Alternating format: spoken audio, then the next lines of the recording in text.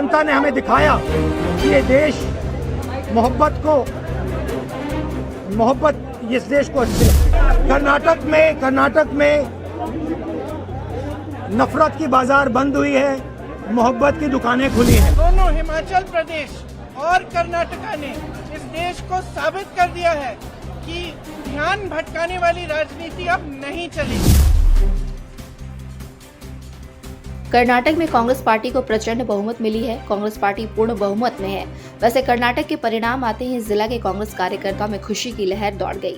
जिला के कांग्रेस पार्टी के कार्यकर्ता सांची गोचक्कर पहुंचकर लड्डू का वितरण कर कर्नाटक की जनता शुभकामनाएं दी और कहा कि महंगाई और भ्रष्टाचार की सरकार अब जाने वाली है। कर्नाटक तो सिर्फ आगाज है। 2024 में कांग्रेस पार्टी पूर्ण बहुमत में आएगी। उधर कांग्रेस पार्टी के कार्यकर्ताओं ने जमकर आतिशबाजी भी की। देर ही सही, लेकिन कांग्रेसियों के चेहरे पर मुस्कान देखने को मिला।